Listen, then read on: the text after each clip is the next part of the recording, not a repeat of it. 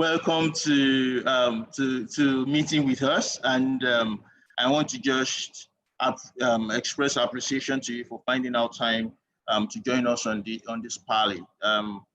We recognize that your schedule is extremely busy at this point, so we'll just go through to it.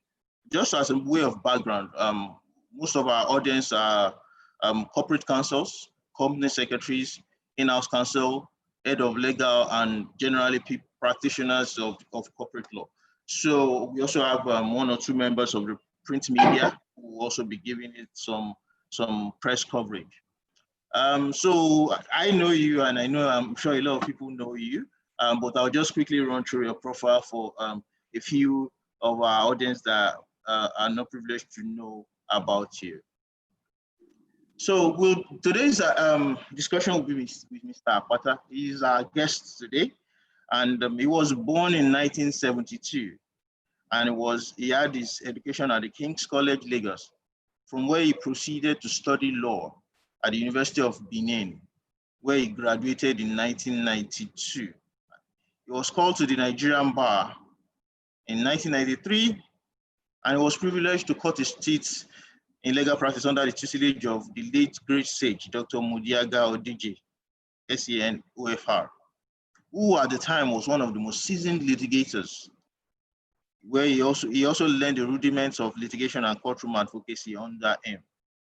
In 1996, he relocated to Lagos and teamed up with his cousin, Ogogo Akpata, who had just set up the law firm Templars the previous year. After owning his skills in the firm of F.O. Akinrele and co under the leadership of the legendary Chief Frank Oduayo Akinrele, SAN. From 1996 till date, he has worked with Ogogo and other colleagues at Templars in building and sustaining a world-class, multi-sectoral and full-service law firm, which is now in the 25th year of its existence, and which consists of over 100 fee earners, including 2 senior advocates of Nigeria. He's currently the senior partner and head of the corporate and commercial practice group of Templars, which comprises the following practice areas: mergers and acquisition, capital markets, corporate law, labor and employment, immigration, telecoms, media, entertainment and technology, and regulatory compliance. He has been involved in significant and landmark transactions, some of which include advising the Nigerian Bureau of Public Enterprises on the restructuring and unbundling of the now defunct state-owned power monopoly, which was previously known as National Electric Power Authority, which ultimately resulted in the several successor companies to NEPA and now largely privatized Nigerian power sector. He also advised on the acquisition of the National Fertilizer Company of Nigeria by a group of Nigerian investors in a $152 million asset purchase transaction under the privatization program of the federal government of Nigeria. He has also advised General Electric on strategic acquisition that heralded the establishment of General Electric's oil and gas operations in Nigeria. Additionally, he's also been involved in advising the American Tower Corporation in its $1.05 billion acquisition of telecommunications towers and passive infrastructure business from Airtel Networks Limited. He's been, for a lot of us, we know him in the Nigerian Bar Association, and he's been participating in the activities of the Nigerian Bar Association since 1996, when he joined the NBA Lagos branch. He was a foundation member of the NBA SBL, and he also worked closely with the pioneer chairman of the section, Mr. George Etumi, and his team to operationalize the section after its inauguration in December 2004 by the then president of the NBA, Chief Bayo USAN. He has been a member of the planning committee also, who organized the very first NBA SBL conference. His active participation in the NBA SBL led to his election in January 2012 as secretary of the NBA SBL Council. He was also elected vice chairman in August 2014 and then as chairman in August 2016, after which he handed over to the current chairman, Seni Adiu SAN, although he remains a member of the council. His 2-year tenure as chairman of the NBA SBL was eventful and impactful, and he was involved in strategic and significant strides, which was recorded by the NBA SBL at the time. We can go on and on and on, but I'm sure a lot of people already know about your strengths. I'll then ask that you join me as I welcome to this Parley today, Mr. Olumide Akpata. Welcome again, sir. Thank you, my dear brother. Thank you so much. All right, sir. How's it at Bega? Oh, well, we thank God we're trying to survive. It's a tough period, but we are doing it's a tough time. All right, sir. Before we go into the questions, I'll just drop a few ground rules to our audience who will be participating and be sending in some questions. Please do ensure to drop your questions in the Q&A box so that we can clearly know your questions as different from your chat which you may be having with your colleagues. And it will be also good for you to indicate your name and your position so that we can properly address you. Thank you very much. So I'll just go straight to the questions, which we have a lot, because a lot of lawyers have indicated interest in having this question with you. So, Mr. Akpata, the first question we want to ask you is, if you are elected president of the Nigerian Bar Association, considering the fact that most of our audience are general counsels and corporate counsels and in-house advisors, we want to know what your distinct plan will be for this category of lawyers if elected the Nigerian Bar Association president. Thank you. I'm grateful for the opportunity. Firstly, let me thank Corporate Counsel who put this together. It is very, very gratifying to note that our colleagues who are in-house are taking a keener interest in what is going on at the bar.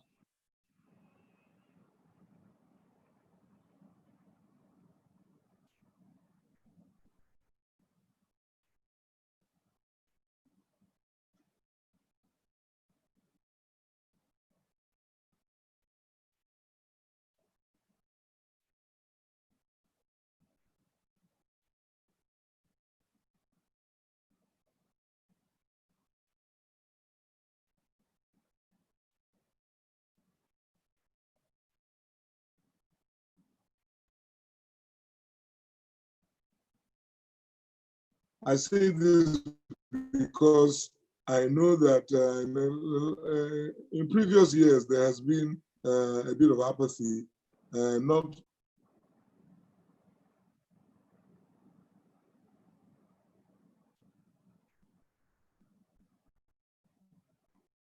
Apologies, I think we lost you briefly there.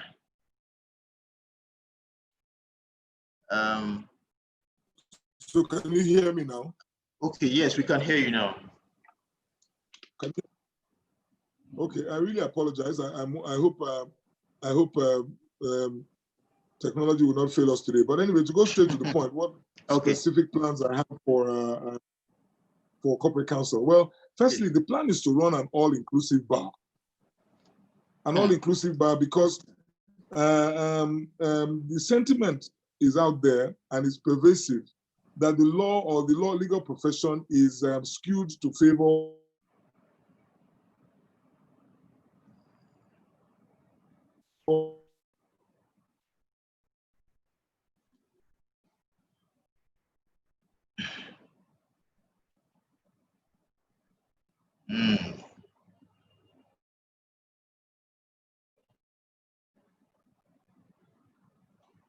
I think we've lost you again. I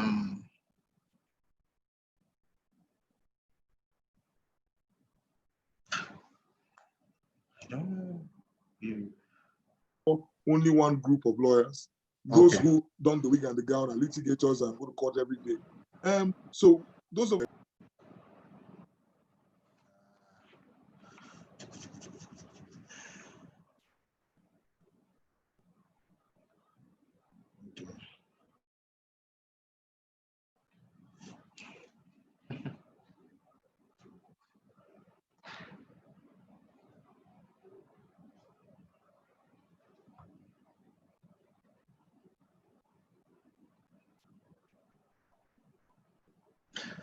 I think we might have lost Mr. Akpata there. Nonetheless, I think we can use this opportunity to be gathering our questions together and be dropping it in the Q&A box so that when it comes back online, we can just gather the questions together and ask him accordingly. I see he's trying to reconnect. I'm sure in due course he's going to be connected and he'll be able to answer our questions accordingly. So please, your questions, please keep dropping it in the Q&A second box, as against the chat box, like I said, and if possible, try as much as possible to indicate your name, your position, so that I can recognize and I can acknowledge accordingly. I don't know if Mr. Akpata can hear me now. Can you hear me? I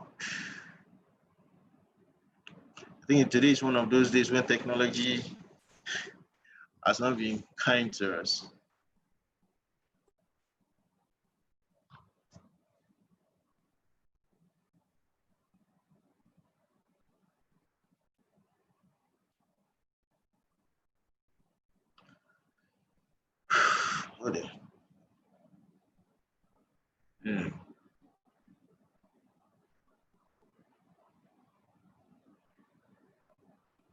Okay.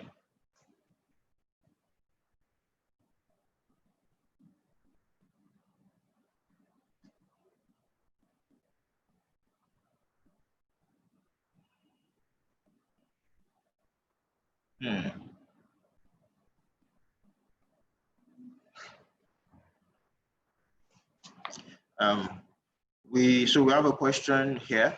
We'll be taking it once Mr. Akpata comes back online.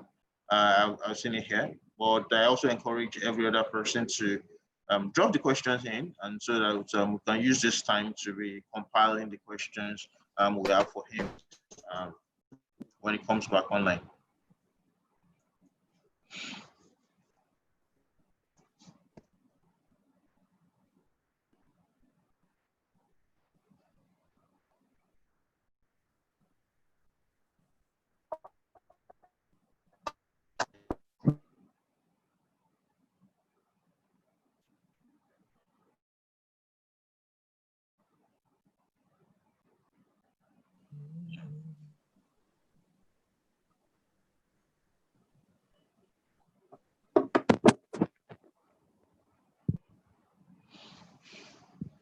So I see a comment from Chinedu also to all panelists and attendees. Good to have you here also. I see him saying good afternoon, everybody, and it's great to be here. It's also great to have you here also. Again, I just want to mention that your questions should be dropped in the Q&A section, while your comments can go to the chat section. We have him back online now, so thank you. Nice to have you back. Are we good? I see. Yes, we are good now. We can hear you clearly now. I'm trying to. I was trying to juggle service providers. Let's see if this will be better. Yes, I think this is better. It sounds clearer. Okay, sir. So you were speaking about your plans, yes? Yeah. So I was saying that it will be important. Firstly, there are a myriad of issues that the in-house counsel would like to see addressed, by the MBA.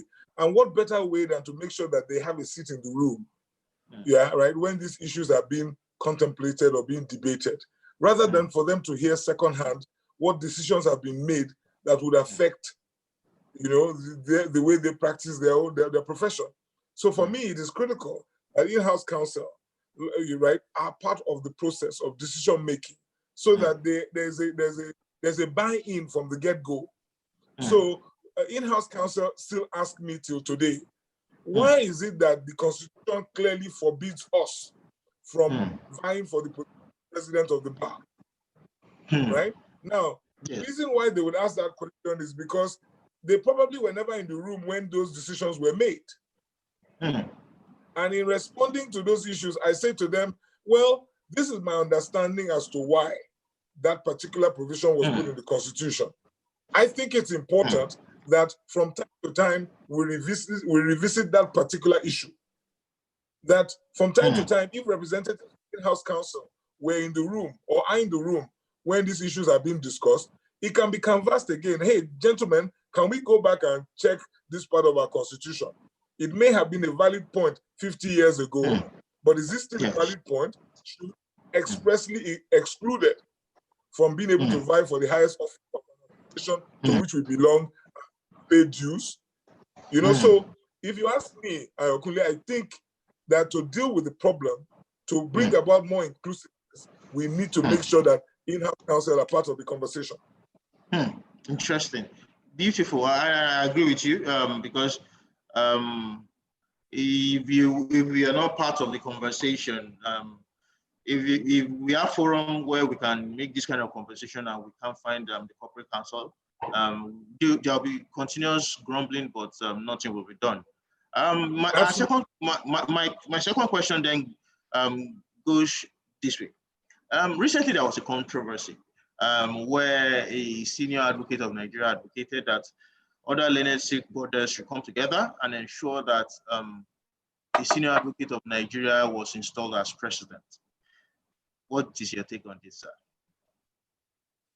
If it is the same letter I read you are referring to, I think if it's the same letter I read, yes, you are beyond coming together to ensure that a senior advocate is installed president. That particular senior advocate, for whom I have the greatest respect, by the way, I advocated that the presidency of the NBA should be reserved for senior advocates. So let's just take that all together.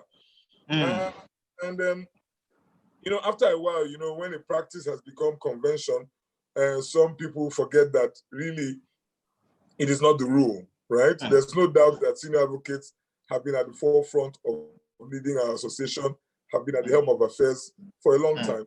But our constitution is on who can be president. Yes. And once any individual ticks all of the boxes, that person can go for it. And I have checked and I have rechecked, and I tick the boxes. So that argument does not fly. And I must say that we cannot tar all senior advocates with the same brush.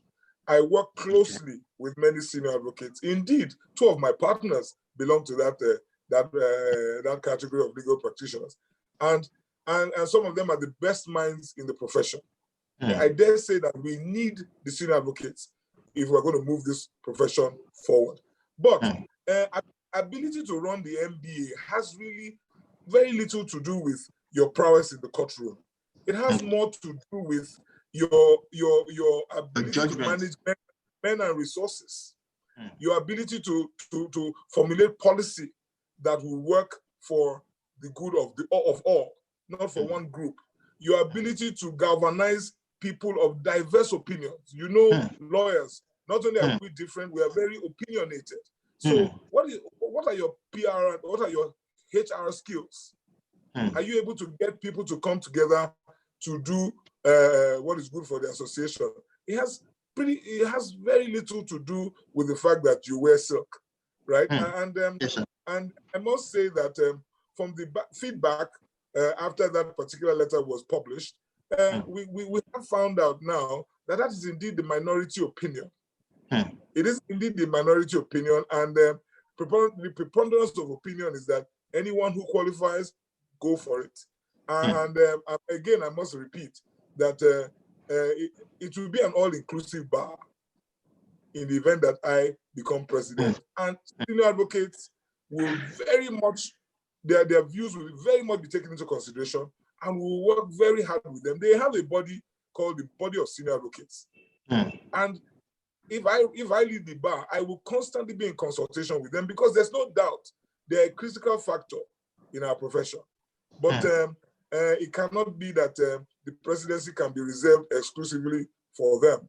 The presidency or chairmanship of the Body of Senior Advocates, that one can be reserved exclusively for them, because just by the name of that group, only a senior advocate can be a part of that particular group. But NBA itself, I beg to differ. I agree with you. We have a tough question here, which I'll just throw to you immediately. So an anonymous attendee has just asked that you have overflogged the issue of making sure that junior lawyers earn reasonable remuneration. If elected, Please, how do you intend to do that? For we all know that most junior lawyers earn below the minimum wage. So what structure will you put in place to ensure that there is a huge change in that area? I don't think that issue can be flogged enough. So the issue of overflogging really does not arise. I think we must continue to keep it on the front burner because it is pathetic what some of our lawyers are going through. So how do we intend to achieve it? We intend to leverage on the capacity of the MBA to determine what happens in the profession. Yes, the issue of remuneration is a matter of contract. I understand that very well. However, we have a regulatory role we play, and we should be, as a body, we should be able to intervene in that space, even if, firstly, from the level of persuasion, from the level of moral suasion, and then also we will put in disincentives so that those who are badly behaved will desist from that kind of behavior. So, for example, as the MBA, we are saying what we'll be looking at in the event that I become president is how lawyers can earn a living wage.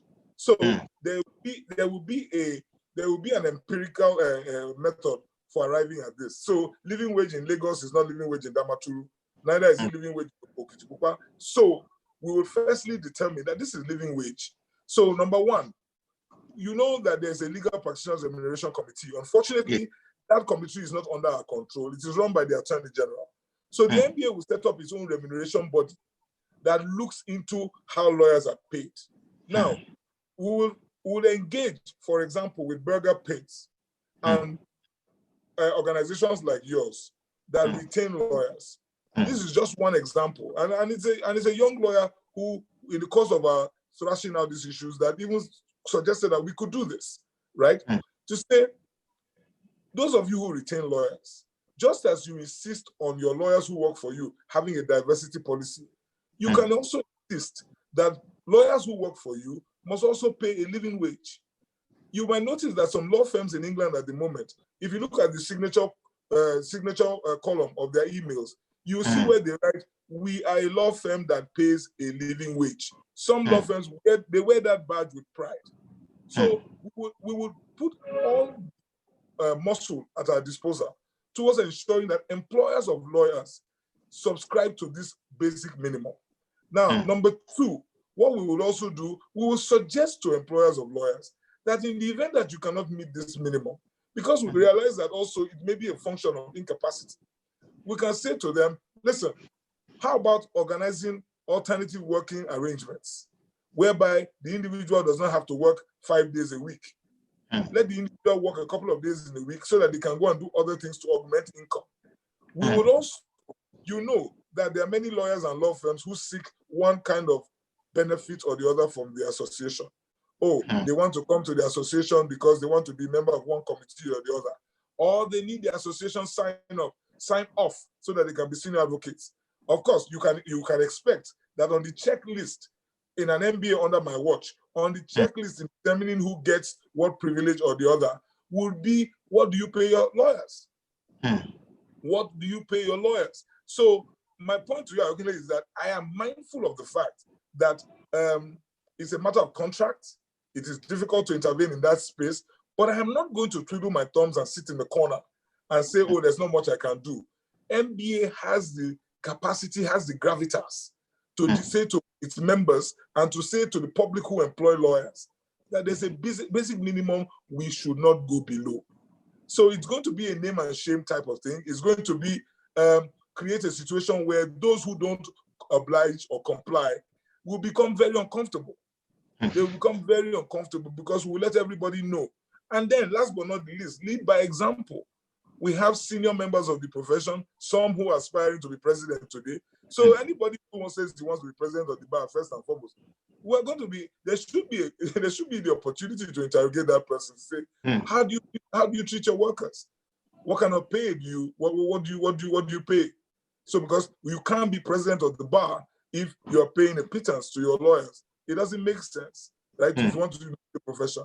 Then of course you make it difficult for those who are deviant to persist in their deviance. Okay. So I have another question, which can be argued to flow from that also. So we have a question from an anonymous attendee who is asking that, sir, it is a well-known fact that your firm prefers lawyers with first class, and everybody cannot graduate with first class.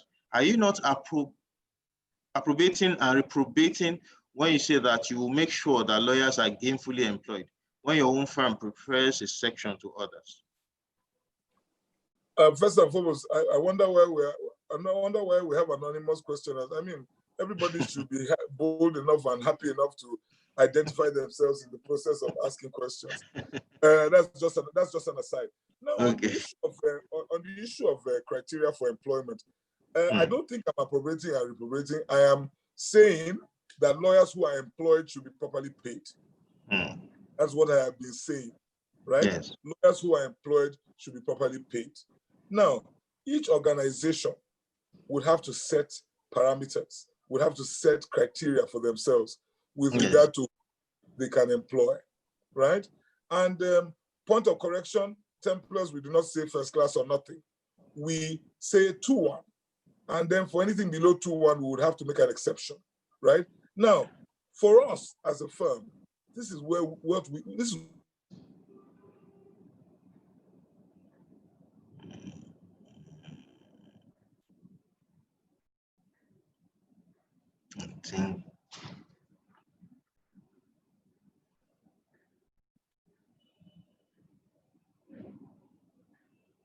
is to say, are you there?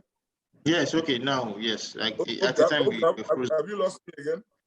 No, you're back. We lost you briefly, but you're back. Okay, so we have to take a decision. And this is what we do. As a basic criteria, this is what we will, this is what we require, right? We do make exceptions, right? So we look at all applications on the merit. What we have always expressed is this is our preference. This is our preference. And can you, and it's an incentive for everybody to study hard. I'm not so sure I will buy the argument that not everybody can make a first class. I didn't make a first class, but I don't think that argument will hold water to say that is the reason why an organization should not set a standard for itself, right? So this is the standard, this is what we would like, but we know that you can't always get what you want. So there will be circumstances in which we'll say, okay, let us cast our gaze lower and say, okay, maybe there might be others who would, and then they will go through probably a more rigorous interview process. You know what I mean? But I'm quite confident that if we pay more attention to excellence, it will encourage others. It will encourage others to excel. So that's the whole point. So I do not think I'm approbating or reprobating. I definitely disagree with that suggestion. Thank you so much, sir. Thank you very much for that clarification. We also have a comment from Khadija Osamo, who apparently works in Templars and says she works in Templars, and the good Lord knows that she doesn't have a first class. So just to buttress the fact that there are some people that work with Templars that don't have a first class. So our next question then is this. You have said in the past that if trainings are not offered to young lawyers and aspiring lawyers in contemporary legal subjects and in a practical manner, they won't be fit for the future. Now, the question is, what is your view regarding liberalization of the Nigerian legal sector? Is capacity building synonymous with liberalization? Well, yeah, I admit to making that statement. Yes, and I stand by it because we are knowledge merchants, and what we sell is knowledge.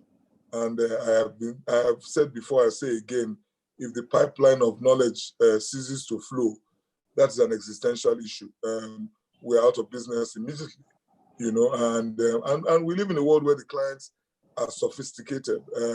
It's not enough for you to say this is the law because I said so. The client is sophisticated enough to know what the law is, and you know, so it's important that we create or provide platforms for knowledge development. Now, when you say liberalization of the legal profession, let me quickly assume that this individual asking the question is referring to us opening our borders and they are allowing non-Nigerian practitioners and all of that, foreigners to operate in this sector. My views on this issue, in this jurisdiction, my views on this issue are clear, and I've made them known from time. Liberalization is a good thing, and we, as our jurisdiction, has continued to engage with the rest of the world. As you know, the Africa Continental Free Trade Agreement that we have subscribed to includes the movement of services around the continent. And so lawyers around the continent will be free to come into Nigeria, subject, of course, to extant rules and regulations. They will be able to practice in Nigeria. And I have always said that the barriers or the boundaries that we have erected with regard to the movement of legal services, they're artificial, you know, and they're not sustainable. And I think protectionism runs counter to a globalized world that we all say we want. So there's no doubt about that. That's me being a realist and me being pragmatic. However, I also believe that there's something to be said for affirmative action. I also believe that there's something to be said about the creation of a dispensation that allows for a jurisdiction to catch up, allows for a jurisdiction to build capacity, right? First, so that it can compete. So, as you know, I was chairman of the section on business law. And indeed, for almost 20 years, we who have been members of this section, this has been our clarion call, that it is going to be very difficult to keep others away from what is the largest economy in Africa. And you and I know that they are at the door waiting to be let in. And so we have always called, at the section of business law, we have always called, encouraged our colleagues, take this intervening period as your opportunity to upskill, as your opportunity to gain the knowledge you can get, so that when that time comes, and it will come, when the profession will be liberalized and we would admit into this jurisdiction practitioners from other countries. And let me tell you, even the fact that we're asking them to do 18 months law school, you know that that's not sustainable. After a while, they will come in here based on their qualifications from their own home countries. That I foresee that future. But we're saying take advantage of the knowledge that you can and specialize, become subject matter experts, look for your own. And that's what we've been trying to do at the level of the section of business law. And that is a crusade that the MBA must lead. The MBA must lead that crusade, because liberalization is an inevitability in the world that we live, because anything else will be antithetical to globalization, right? If we are overly protectionist. So take opportunity of what is going on now, gain knowledge, because I mean, how do you explain largest economy in Africa? Largest economy in Africa, we are not deliberately training our lawyers to service the various sectors of this economy. Nature abhors the vacuum. If you don't train the lawyers that these sectors need, the business people, the clients are sophisticated enough to go and look for lawyers from elsewhere. Case in point, entertainment law. Before your very eyes and before mine, that is a sector that has exploded in the last 10 to 15 years. But I do not know that there's any deliberate effort to provide legal support for that sector. So I go to the city in London, I walk into a law firm, and they tell me Naira Marley just left here. Two-Face just left here. Where are their lawyers? In the city of London. And I can count on the fingers of one hand the number of law firms in Nigeria that offer entertainment law as one of their areas of competence. So it's a major problem. But if you ask me, as if I were to be president of MBA, what would I be advocating for in the short term? In the short term, I'll be advocating that we still shut the borders. We still make sure that we keep practice of the law exclusively for Nigerian trained lawyers, practice of law in Nigeria for Nigerian trained lawyers, except for, of course, where the law allows for waivers. And take that opportunity to train. In the event that we need foreign practitioners to come in here, they should come in here through Nigerian law firms or Nigerian lawyers, so that they can get transfer of skills, so that we can learn from them, right? So that is, I'm not against liberalization. It will be foolhardy of me to be that way, but I am for some kind of protectionism, right, in the interim, so that we can scale, so that we can catch up. But what I quarrel with is our inability to use this opportunity. And we're talking for the last 20 years, this conversation, we have been having this conversation about the Nigerian legal profession upskilling, and getting ready for a world where for a profession or for a time where they will need to be able to compete with the rest of the world. And unfortunately, we're still not there. Unfortunately. Not there. A beautiful exposition there, sir. And I want to pick on a point you raised earlier, which was the extent that the 18 months was not sustainable for foreign trained lawyers to come here to get licensed to practice. And we have a question from a Nigerian based abroad. He's a partner in a law firm in Singapore. And his question is that there are some Nigerian citizens abroad who are not Nigerian qualified, but they are qualified to practice in a foreign jurisdiction. Will you be interested in facilitating their call to bar to make it automatic, or at least make the process easier? Most definitely.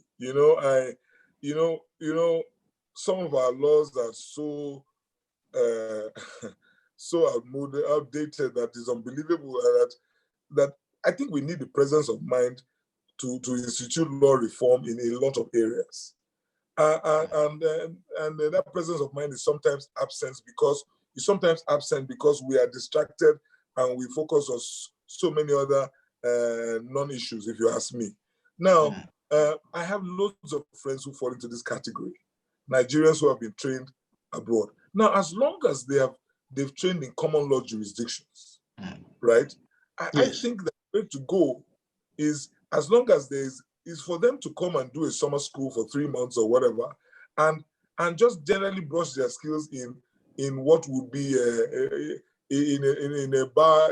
I think this is in a short program at the law school, so that they can catch up. This is my view, so that they can align with what the contemporary realities are in terms of practice of law in Nigeria. You don't need 18 months to do that, right? Or is it 18 months? I don't know what it is now. Look, in Ghana, all you need to do in Ghana, as long as you're coming from a common law jurisdiction, is you go there and you do a 3-month program at the Ghana Law School, and you are called to the Ghanaian bar. Although the Ghanaians have stopped allowing Nigerians do that because they say fair is only fair. If we let you Nigerians come and do 3 months, and then you insist on us doing 18 months, where's the reciprocity? So even though they haven't changed their rules, I can tell you for a fact that they will not admit Nigerians who are trained in Nigeria or elsewhere to come and get called to the Ghanaian bar, because they believe that our system is not working for them. So it's not fair to them. So in answering the question from our colleague in Singapore,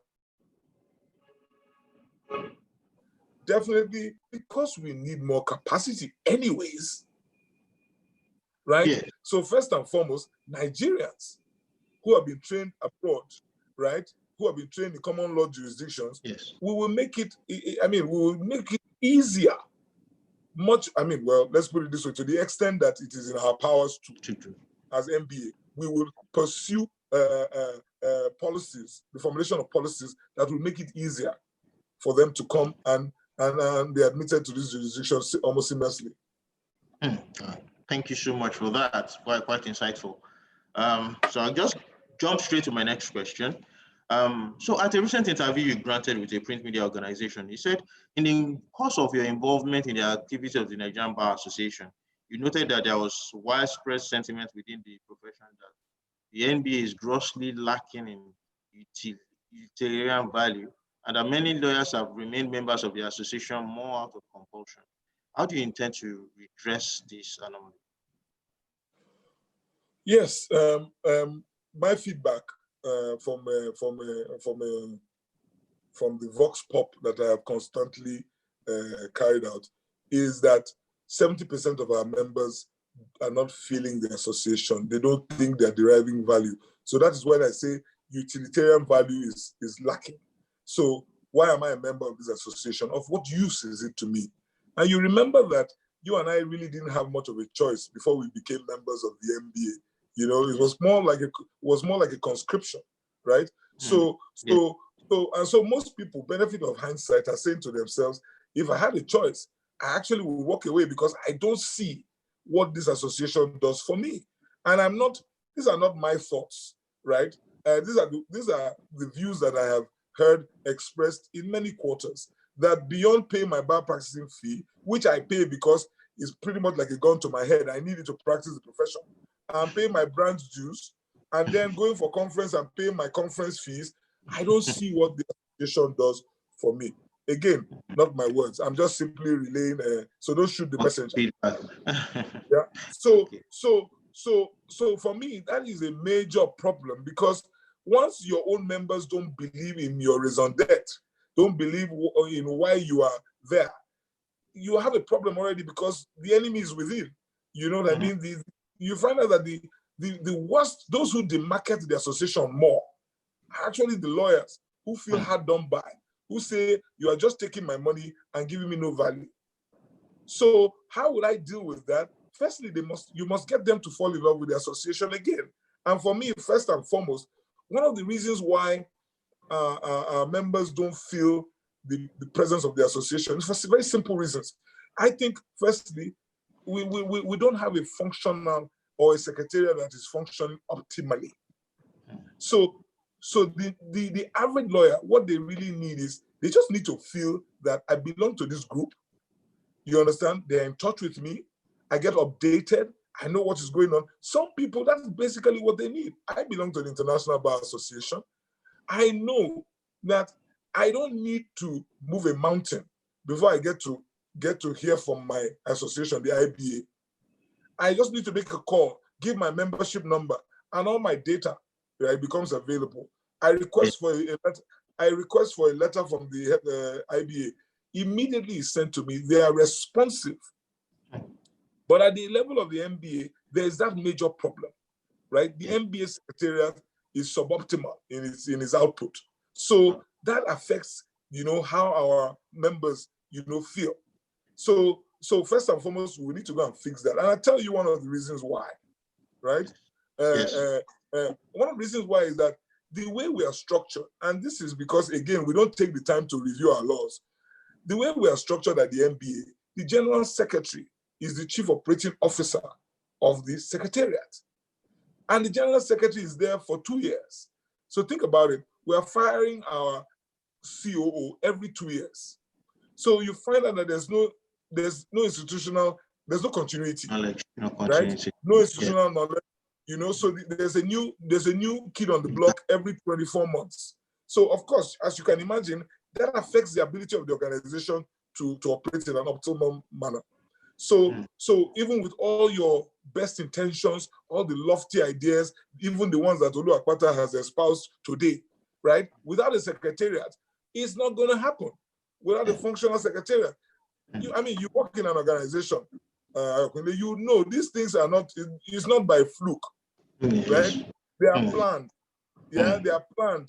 They are processes. We work to an expected outcome because we have put in the time, the effort. Yeah, exactly. But the MBA is not resourced in that way.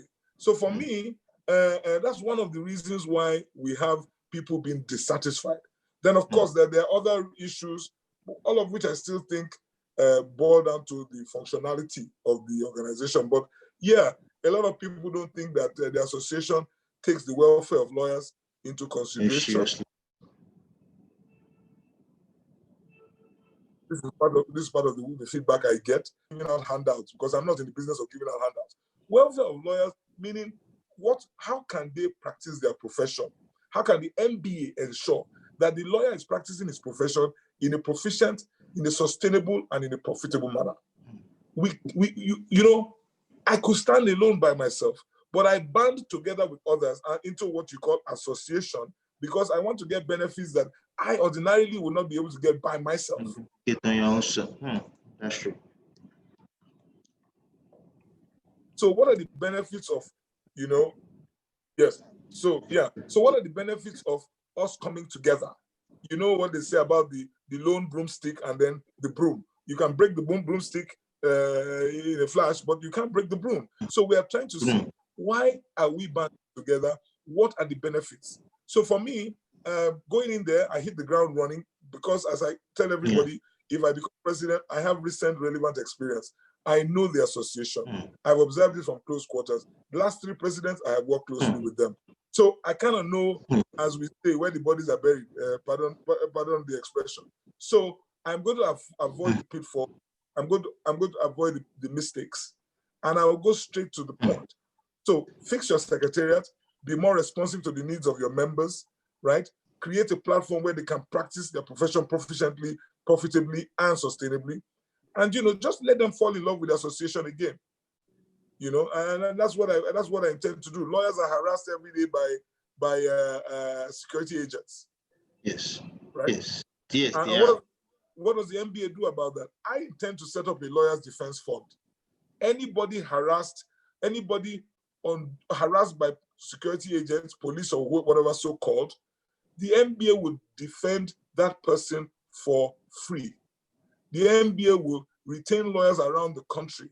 As long as that lawyer was arrested or harassed in the course of carrying out his or her professional duties, the NBA, and of course, that person has to be a member of the association, financial, of course, so that benefit will only accrue to financial members.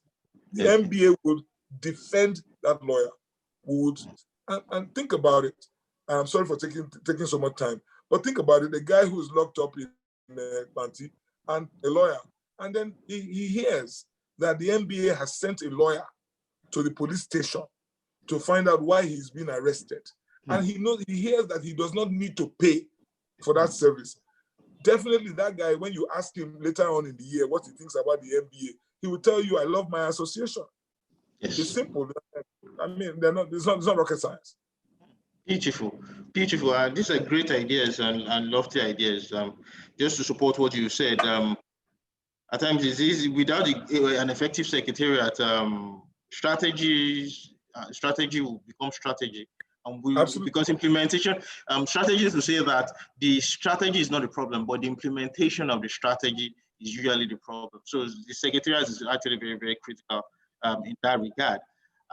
Still speaking about what you said about the NBA, I've heard you say that if you elected the president of the NBA, the first thing you will do will be to go on a 24-month sabbatical from work, given the amount of work that needs to be done at the NBA.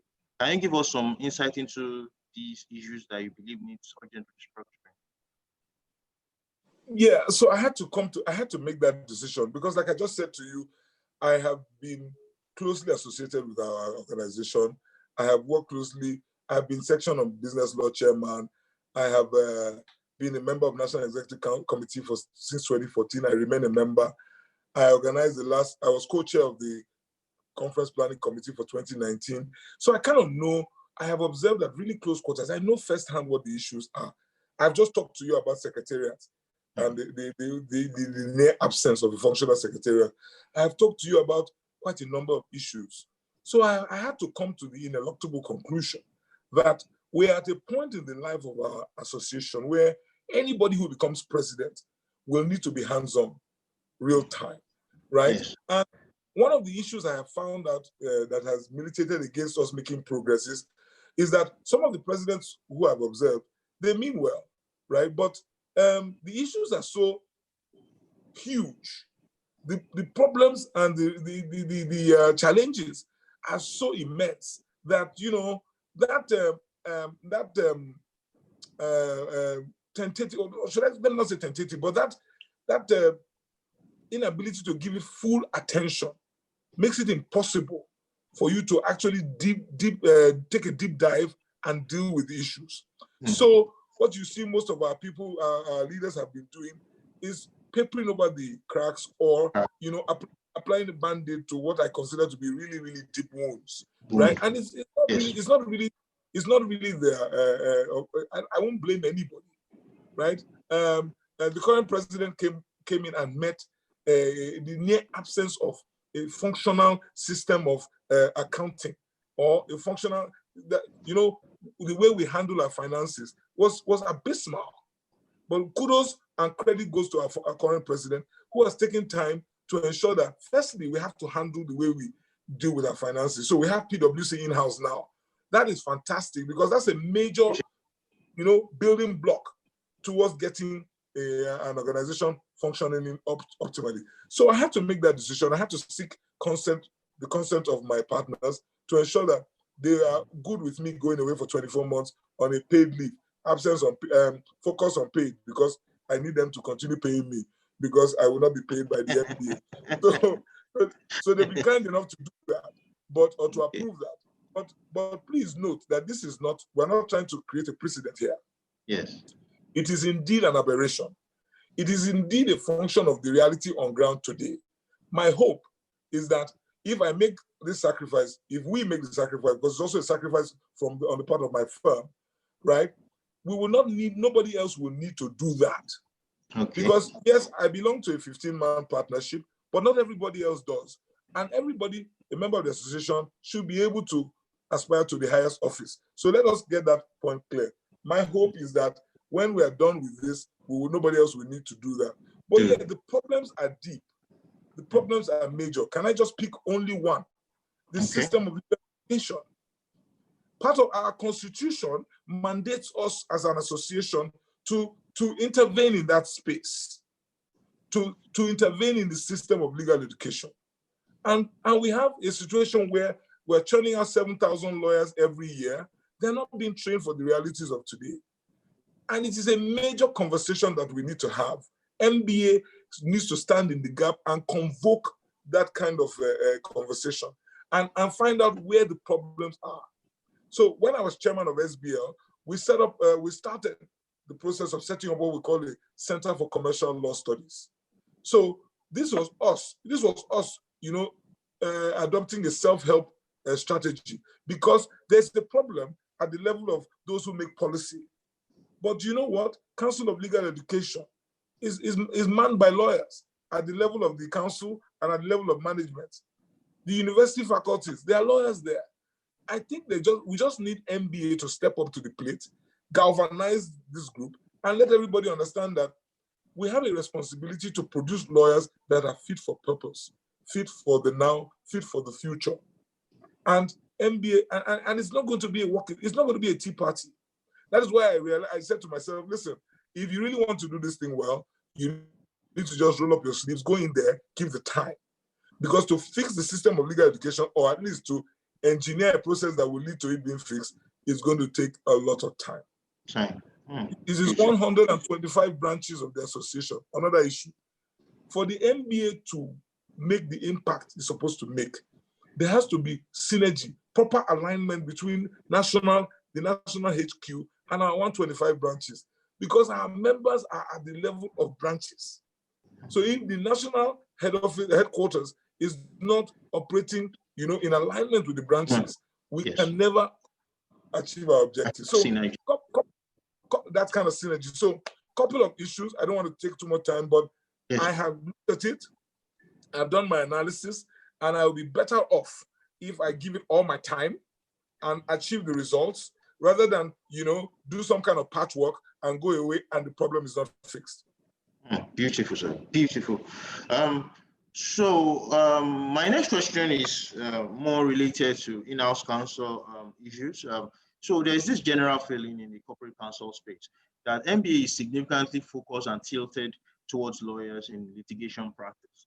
Specifically, a question was asked by Mr. Timothy Badin, who felt that the profession is rigged against corporate attorneys in terms of privileges and relevance. According to him, most of the regular content to which litigation lawyers go to court for and argue on are prepared by corporate counsels. Hence, the corporate counsels keep the litigation lawyers in business. If elected, what would the MBA under a watch do to address this perceived disparity between advocates and solicitors, and therefore change this narrative? Like I said before, I'm a realist, I'm a pragmatic person. We're all creatures of habit. When you have been doing things in a certain way, very difficult to get you to deviate. So this is a litigation jurisdiction. That's our reality, right? So those of us who are not litigators or into dispute resolution, we would have to, do the extra to get our colleagues to remember that we exist, right? And to get them to understand that we not only exist, we are creating, we're adding value to the profession. So I wear glasses, but they are not rose-colored. So I don't fool myself, right? I know that is our reality. So we are going uphill. It's a struggle. So I always use the example of the section of business law, our history. As you noted from my profile, I'm a founding member. Yes. Our most respected senior, pioneer chairman of the group of the section of business law, Mr. George Itomi, led the charge at the time. Because when we went into MBA existence, the conversations really had no bearing whatsoever on our own reality. Those of us who had decided that we are going to be strictly commercial law practitioners. And, like I said, human beings are creatures of habit. That is the way they were used to doing business and the association. So, everybody came in there to talk about system of administration of justice or delay in court proceedings. Those were the conversations we had in those days.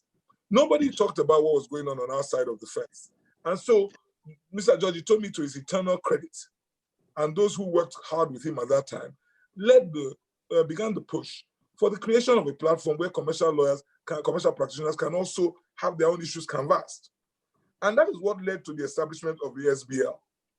Yes. And ultimately the establishment of other sections. And in the last 15, 16 years, we have had a platform where we can canvass our issues, deal with our issues, and then we've also been able to show the rest of the association how we think things should be run in the association. Yes. So I understand that. I won the shoe. I know where it pinches. So bearing that in mind as our reality, we must be deliberate in our efforts to create our own spaces and our own niches, right? So I know that there was a corporate counsel forum at the level of the MBA national, right? And indeed, I remember that Rume Rotimi of MTN was at one time chair of that council, and also my dear brother Matthew Egbadon, who was until recently at NIMASA. But somehow, I don't know how that body disappeared. But at our own level at the SBL, we created a corporate counsel committee. Now, my whole point is this. The point of creating those bodies is so that the conversation can start, so that everybody understands that the GCs, in-house counsel, they are here to stay. They're not going anywhere. They belong to the profession. And they have their own issues, their own peculiar issues. So we create platforms so that at our conferences, they organize their own sessions so that their own topics are dealt with. It is good. It's a process. It is a process of reorientation. Because I assure you, there are senior lawyers in this profession today who have been quoted to say to their younger colleagues, don't follow Olu Akpata. He's not a lawyer. Olu Akpata is a businessman. That is not law. Go and get your wig and gown, get your law report, and go to court. That is what is law. Now, am I going to get upset when I hear stuff like that? No. It is a function of what the individual knows, function of what he has experienced, and that is how we have operated. So it is incumbent on us, just as we did for SBL, is incumbent on in-house counsel to identify that this is a challenge, and then pursue courses of action that will lead to a change in mindset. So, case in point, Olu Akpata is running for president, and you know that Olu Akpata is not going to superintend over an association that will not be taken into consideration or, create a pride of place for in-house counsel. So go and vote. Go and vote. Make sure that you get a candidate like that who is going to be at the helm of affairs, and know that he will definitely, if he could create a corporate committee, a council committee at the level of SBL, of course he's going to make sure that a corporate council are heard in the association. They are part of the National Executive Committee, that their issues are front burner. That's a no-brainer, definitely. So I think rather than, the point of this, my long diatribe, is that rather than complain, let's recognize the challenge for what it is, and make smart decisions towards changing the status quo. Beautiful, sir. Beautiful, sir. So I'll do a follow-up to your comments, and which still boils from the perceived unfair feeling in the corporate counsel space. So some counsel, for instance, feel that the efforts and achievements of some corporate counsels are not recognized, nor are they seen as significant or landmark achievements. For instance, in the award of the rank of the Senior Advocates of Nigeria, the Legal Practitioners Act provides that only legal practitioners who are in full legal practice are to be awarded this rank. And in some instances, academics are also given this rank. Corporate counsels feel that these form some sort of unfair exclusion. So the question then is, if you are elected the president of the NBA, would you be doing anything to redress this?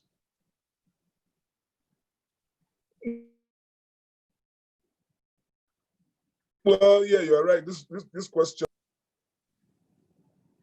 Can you hear me? Yes, I can. I lost it briefly, but I can hear you now. Okay, so you're right. This question flows from the last one. I think it will flow naturally if the corporate counsel get better recognition, if corporate counsel are included in the affairs, in the matters that, in the affairs of the association, if they are giving a voice, if they are part of the National Executive Committee, all of these issues will be brought to the fore and they will be dealt with appropriately. The problem arises when you are not in the room. You understand? Okay? When you are not in the room, when you're not in the room, we can't even start the conversation. You understand? It is you remember MK Abiola, you can't shave my head in my absence. That's the scenario where. So right now, corporate counsel, their heads are being shaved in their absence. So that is the issue, really, with regard to corporate counsels. So from the point of hey, we must be part of the system. That's one. Now we are talking about we must be recognized, right? And we must even be. There should even be a system of honor.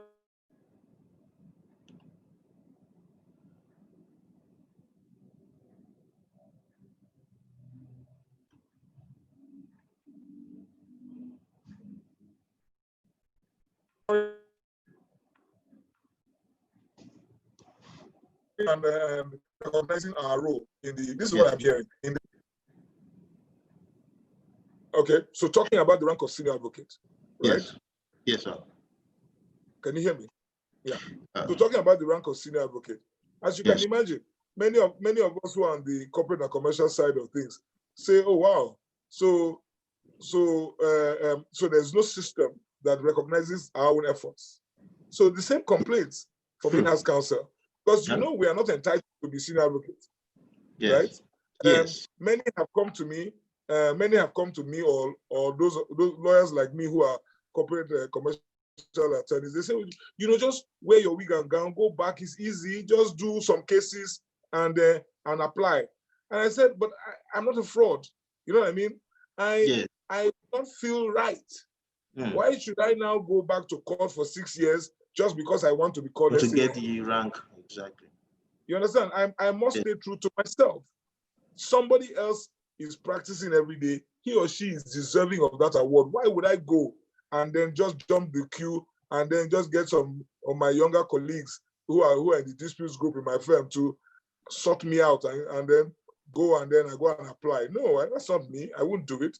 So yes, if indeed the profession is so minded, then maybe it should create its own another category of privilege, recognition for those of us who are in corporate and commercial practice. So the same thing applies to in-house counsel. We must be in the room to push this argument.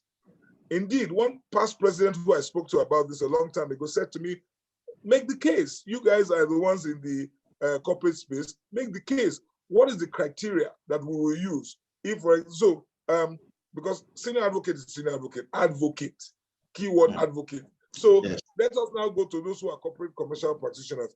And this particular past president said to me, make the case, establish the criteria. How can corporate commercial practitioners be recognized and awarded their own silk, whatever it is called? And I heard him loud and clear.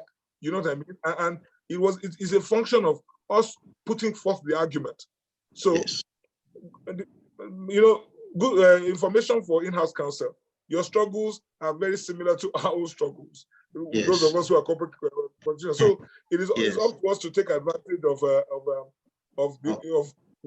being in the room. Once we're in the room, we begin to put forward these arguments. Yes, beautiful, sir. And I share your sentiment. I think and it's good that we have the corporate counsels listening to this. Except we make ourselves available for this kind of conversations, or we get ourselves available for these conversations at this forum where these issues are being discussed. It's going to be the same thing and nothing is going to change. So it's important to make ourselves available for this. We have a question from Ms. Abimbola Keshiro from Seedmark Technologies. She said that you said in a recent interview that the future the Nigerian lawyer is looking at is the present in other jurisdictions. This implies a chasm between the Nigerian lawyer and our foreign counterparts. How do you intend to address this imbalance? It's a function of capacity, and I said that when we were, the last conference of the NBA, of which I co-chaired the technical committee on conference planning, our theme was facing the future. And I made that remark that, indeed, the future that we are contemplating is the present. In some other, hey, we are talking about virtual hearing today because COVID has forced us to recognize that we need to have virtual hearing. You and I know that virtual hearing is even the past for some jurisdictions. They've been doing this, they've even forgotten why they decided to do it. So we're playing catch up as usual, right? So I think, how do we do that? Firstly, capacity is important, so that we can have the skills to compete, right, with those from other jurisdictions. And then I think that is where the MBA has a role to play, because there's a lot of catching up to do. Just get us to that point where we can, because how can you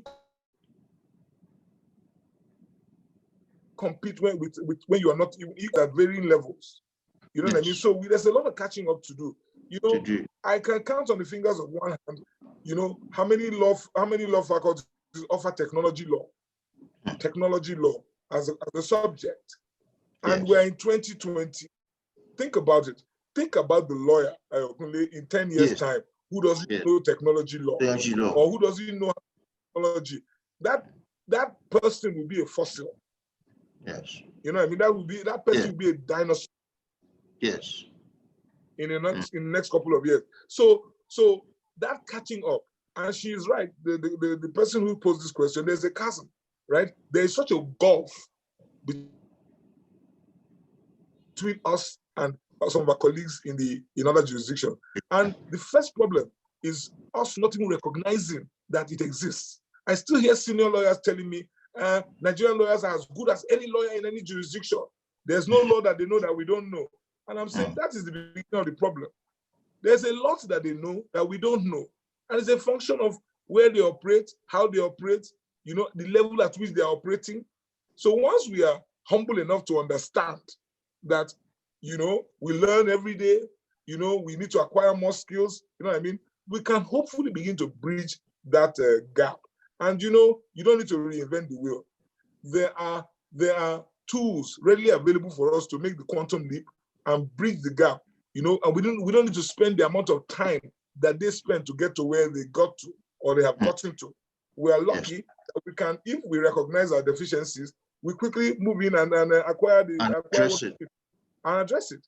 So for me, it's a major problem, and the NBA has a role to play. So I'm sure you begin to see and understand what I say when I say it's a deep wound. You know, there's so many issues, and the failure to recognize these issues, I think, is the major starting point. We don't even get it that this is what we ought to be doing, but we're not doing it, and this is a role for the association to be playing. That's why many people will ask you, what does the association do for me? Exactly, sir. Beautiful. Many thanks for that exposition. So the next question I have is that also recently you mentioned that if you were elected the president of the NBA, you would work to fight off all aspects of external intrusion into the lawyer's work.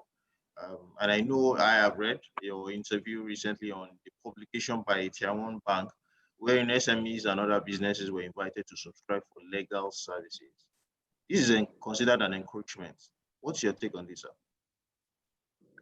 Well, you know, we've talked about poor remuneration for lawyers, right? Yes. And we talked about that earlier. And I think I mentioned to you that we recognize that, yes, there are some who just refuse to pay their lawyers well, but there are those who cannot, because the earning capacity of our lawyers is dwindling by the day, right? There's not enough for the lawyers to do. Firstly, as I've alluded to previously, is as a result of the way we train our lawyers anyways. So we bring lawyers, we train them in one direction. We have 7,000 lawyers coming out of law school every year. Then we start complaining that there are too many lawyers in Nigeria. There are not too many lawyers in Nigeria. There are just too many lawyers doing the same thing. So that is the genesis of the problem. But let me take my eyes away from that, you know, the genesis. Let's look at the issue you have just raised now. Yes. But please hold the thought. Don't forget about the genesis of the problem, because it will always rear its head. Yeah. Now, the issue you have raised now is that since there's precious little for us to do, because of the way we have trained ourselves, then it behoves on the NBA, our protector, our mother association, to be eternally vigilant in ensuring that the little that we have to do, our little lunch, is not taken from us. So we will need to counter or block any incursion into our space, because there's not enough even to go around. So you find that agents nowadays do conveyancing agreements, you know, because they've done it so often, they've worked with the lawyers so often, they'll just simply say cut and paste. I mean, just change the address, change the location, change the dimension, and let's move on. Then they will just go talk to some impoverished lawyer and just buy his stamp and seal from him and give him a pittance and keep on applying the stamp and seal to the agreement that they've been preparing. Exactly. Right? Yes. So then that is at one level. Then at another level, KPMG, PwC, Deloitte, or Ernst & Young wake up one morning and say, hey, you know what, we can do this law work. And you know, we can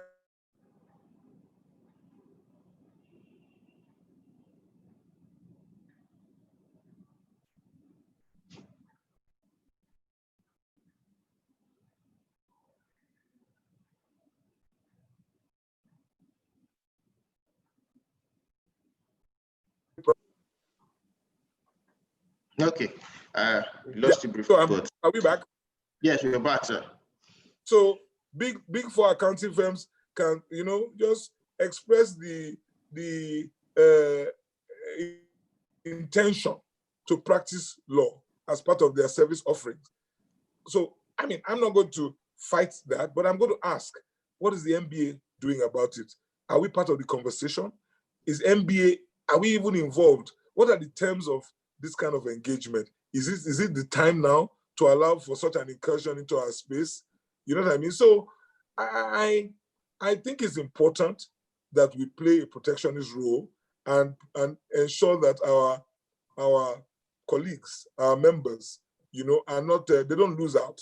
They don't end up with the short end of the stick. We have signed up to Africa Continental Free Trade Agreement. So yes. we have two issues.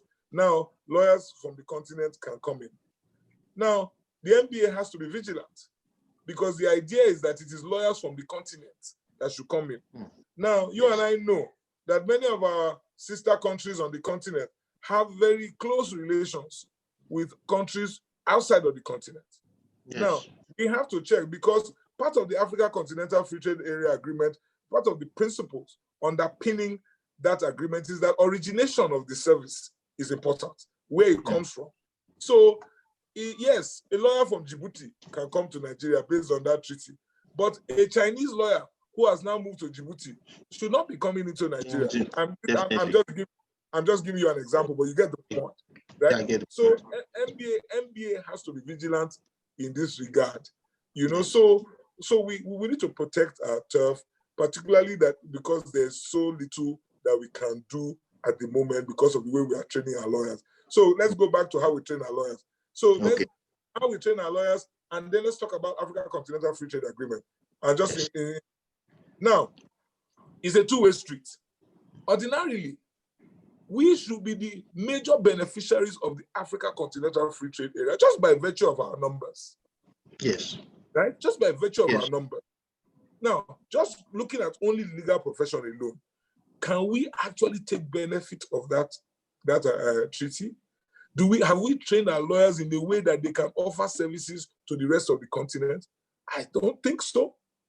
So you would have thought that we would take advantage of that two-way street. But even in recent times, what kind of service? Because the continent is not expecting Nigerian lawyers to come there and talk about land law litigation. No, they are expecting Nigerian lawyers. They are expecting Nigerian lawyers to come there to help them with transactions. Right? They are expecting them, we have done privatization in Nigeria. As you know, we have had about 2 rounds. Are you there? Yes, I'm here. So we've done privatization in Nigeria. We've had about 2 or 3 rounds. Are our lawyers in Nigeria able to go and advise them in Ghana about their own privatization program? Do we have the skills?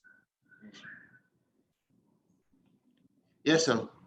That is what the African continent we ought to derive from this kind of treaty. But I dare say that just because of the way we train our lawyers, we will not be able to take advantage, at least not now, of that agreement or that treaty. You and I know our banks. Many of them have become champions, dominant players on the continent. Our big banks here. Yes. How many of them took their lawyers along? How many of our lawyers went along with the banks? So, and I can assure you, those banks went into some jurisdictions where they couldn't find lawyers. So they are talking to Paris and London to advise them on how to operate in those jurisdictions because Nigerian lawyers have not stepped up to the plate. So I think it's important that we pay more attention to this. To this, beautiful, sir. Good point there. I want to tilt it a little bit to look at the macro issues affecting the NBA. You said recently that the NBA had lost its voice as a prime defender of the bar and the bench. I believe you speak the mind of other lawyers, especially in the way and manner the previous Chief Justice of Nigeria was ousted from office. How do you intend to achieve this if elected as NBA president, sir? Well, I've been, that statement has been given all sorts of colorations, but I stand by it. And I've had to mention that NBA has lost his voice. It's not me casting aspersions on current leadership, but I'm referring to, and in making that statement, I was referring to, something that has happened over time, And I asked, at a recent interview, I said, why is it that every time we talk about past NBA presidents, the name that keeps popping up is Alao Akabashorun, right, who was our president, decades ago. Yeah, yes. So at that interview, I said, succeeding leaders, I'm not picking out anyone in particular. Let me even say the succeeding generation, right, have not actually lived up to the role that the society has become accustomed to seeing the MBA play, and so has lost his voice. Yes, we have been gagged, or we have gagged ourselves. We are not speaking up as stridently. We're not speaking up as we're not as vocal as we should be in certain matters that affects larger society. Indeed, in matters that affect our own space, the justice sector space. So I give the example, yes, of the removal of the Chief Justice.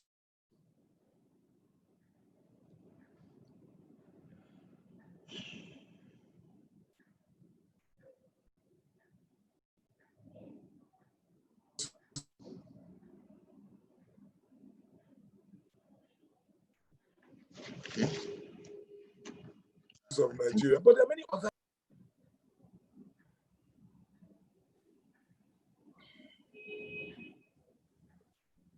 Ayokunle, are you there? I lost you there. Okay, I think you're back. Okay, you found me now. Yes, I found you. Okay. So I was just saying that over time, the MBA has kind of fallen short on some of these expectations. So I think if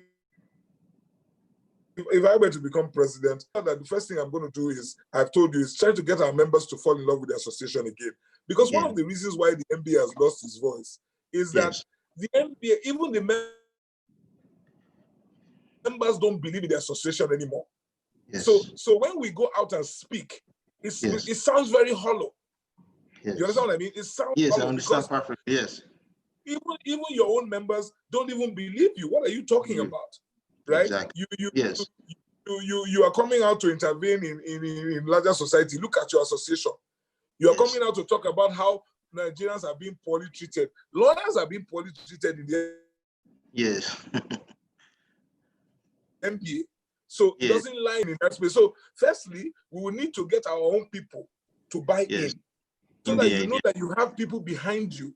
When you go out to make those kind of interventions. Take our elections as a case in point. 2018, our elections were, our elections were almost a near disaster in 2018. Right? We got to a point where we were not so sure we would hold elections in 2018. And might I add that 2020 is looking dodgy at the moment, because we are not all, everybody's wondering what is going on, right? Because there's no information, nobody knows what's going on. So then the NBA, when Nigeria now wants to hold elections, maybe those state elections in later this year, you hear the NBA set up observer teams or observer mission to go and observe elections in Edo State. Who's going to take us seriously? True. Nobody Who's going to take us seriously? You are observing elections. Nemo dat quod non habet. It's a basic principle of our profession. So I think to get your voice back, you need to you have to show that you are deserving of that kind of recognition. You are deserving of the respect of society. And you lead by example. You show that in your own affairs, you are up to scratch. And then when you do that, then of course, courage of conviction. Speak truth to power. The president of the country comes to your conference and tells you that the rule of law should take the back seat as far as national interest is concerned. And you let him walk out of the room without telling him that you disagree.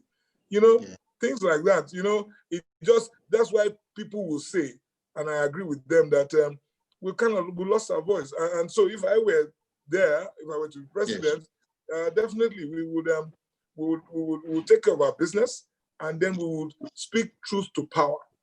We'll say it as it is. Beautiful. I've learned a lot from what you've said. And I think I speak for other lawyers also to say that um, eh, in recent times, I mean, when the issue of the ouster of the last CJN was coming up, we even had some lawyers. We didn't have a united front, and so some lawyers were even justifying what was going on at the time. So I think it's just perfect what you have said, and hopefully by the time if you're elected the president of the NBA, you'll be able to actualize this and redress the image the NBA currently has. My next question is not far from that, and that has to do with the with legal education. So our question is, what is your plan for proper regulation of legal education in Nigeria? Um, the author of the question is saying that he understands that the responsibility is vested in the Council of Legal Education, but he feels that the NBA has a critical role to play. He feels that the quality of our outputs leaves much to be desired, and he feels that there are too many lawyers scrambling to service a $400 billion economy. I know you've spoken briefly about this, about the fact that it's not that we don't have enough, it's not that we have too many lawyers, but lawyers doing the same thing. But he still wants to know what the plans of the NBA will be under your leadership to assist with the proper regulation of legal education. Okay, so I think so that we don't waste time, I think in the course of this conversation, I think we've talked about, know, what the problem. And the individual who has the question is very correct. Our colleague is very correct. Yes. It really is not about, it's not MBA's role, it is the Council of Legal Education. Yeah. But the MBA has a mandate given to it by its constitution to intervene in that space. And MBA is fortunate that the chairman of the Council of Legal Education is a past president of the association. No, right now he's not the past president. Chairman is a senior advocate, right? Yes. The Director General of Law School is another senior advocate. Most of the people who make those decisions are lawyers. So I don't think we'll have any difficulty if we set our minds to doing what we need to do.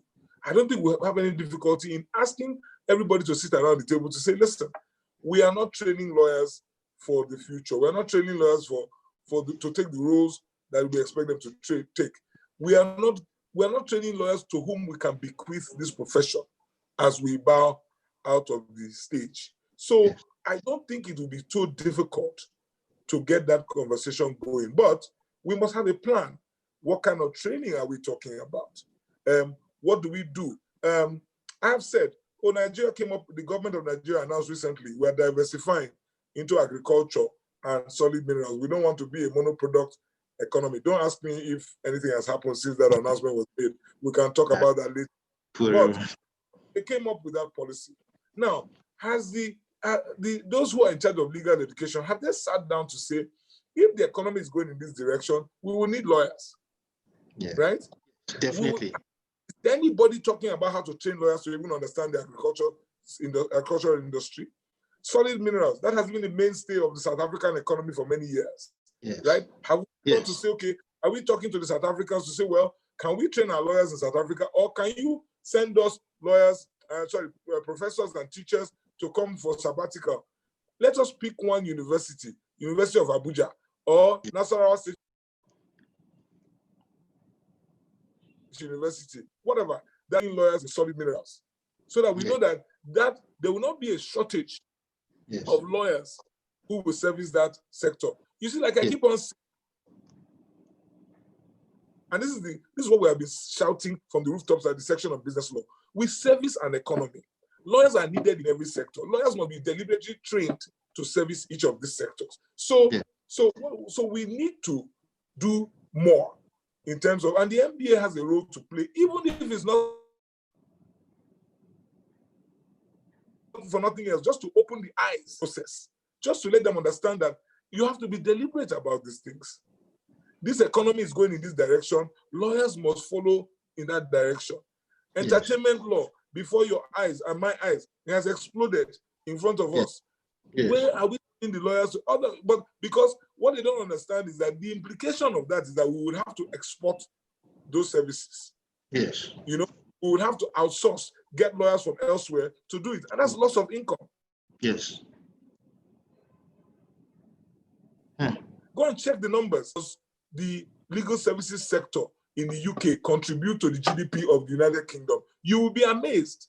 that country, as a matter of deliberate policy, encourages that sector because it employs people, it contributes to the GDP, because there's so much that goes on in the sector.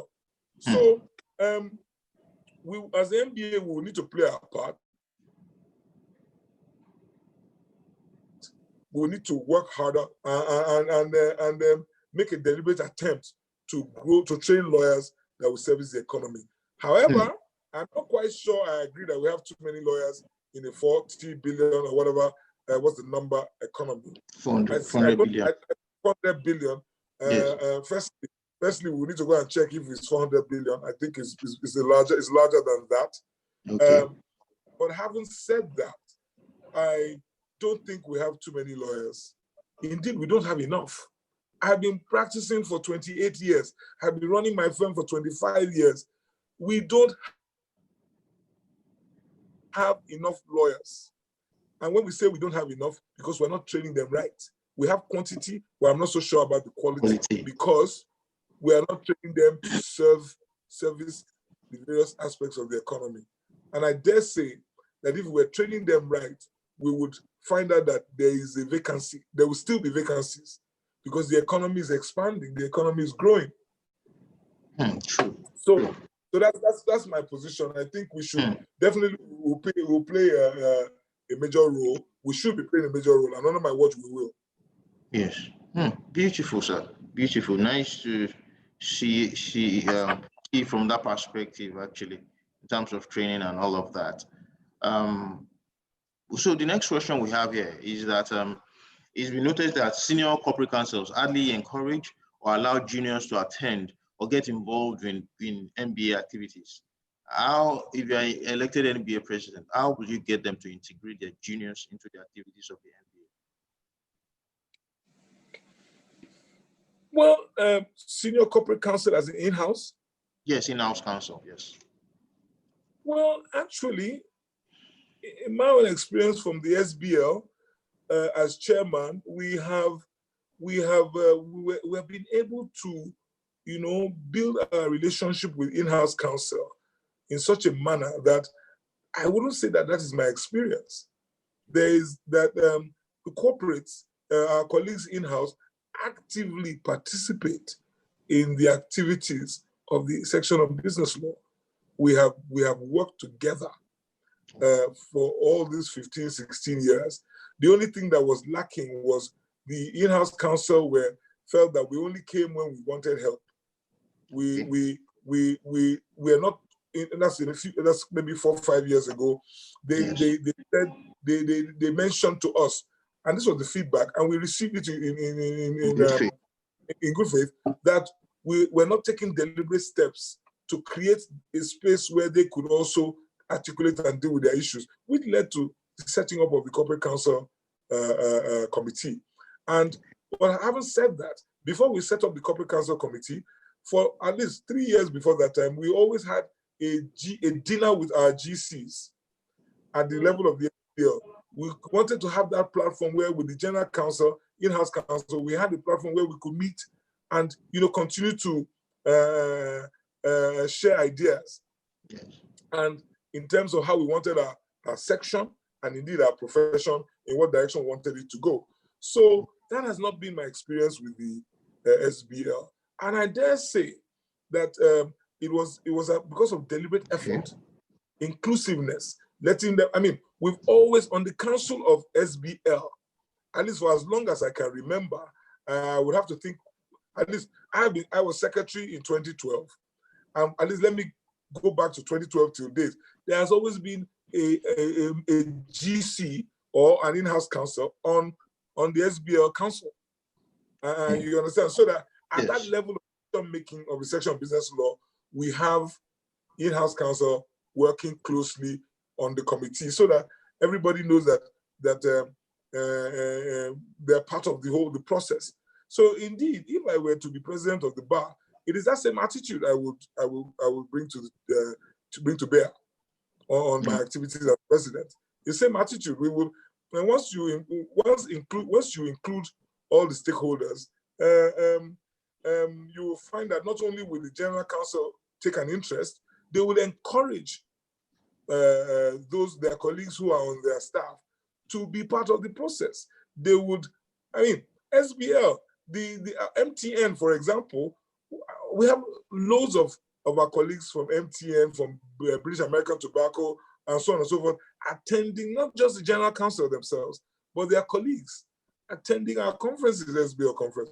That is not my experience at all. So at the level of MBA, once the General Counsel feel that indeed in-house counsel are part of this process, of course they're going to make sure that their colleagues take benefit and attend and participate. So that would be my approach. Okay, beautiful exposition there. But just to also clarify, the general feeling in some quarters is, without prejudice to what is being done by the SBL, there is this feeling that there are still a lot more corporate counsels and general counsels out there that belong to some associations but don't belong to the SBL. For instance, I'm aware that there is a committee of company secretaries and legal advisor for banks. There is also a similar committee for manufacturing and some other industries like that. It's not a significant percentage that participate at the SBL. And so there is this feeling that the SBL could do more, and in a wider context, the NBA, to probably reach out to these associations to get them to become inclusive. So I don't know if you want to still say something about that, sir. Well, that is good feedback, but you know, again, I want to say that I mean, you know, the biggest room in the world, you know, they say is the one for improvement, right? So yes, sir. But you know, just to let you understand that at the level of SBL, the company secretary and GCs who are of the manufacturing sector, I engaged with them when Mr. Godwin Samuel of USC, he was very, very involved, and he was part of.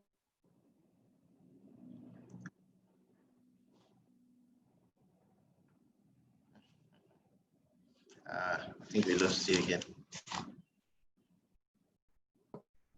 Parcel of the SBL. I have addressed that. I'm back. Are you back? Yes, I'm back. Yes. Okay, excellent. So you know, it was because of that level of engagement that I even got to understand that, hey, when you're talking corporate counsel or in-house counsel, know that they are organized sector by sector.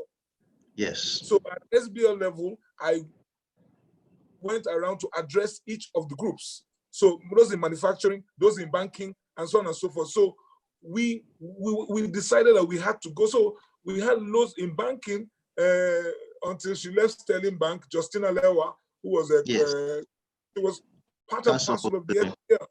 In manufacturing, Uwaboy Agbebaku of Heineken Nigeria Breweries, part and parcel of the SBL.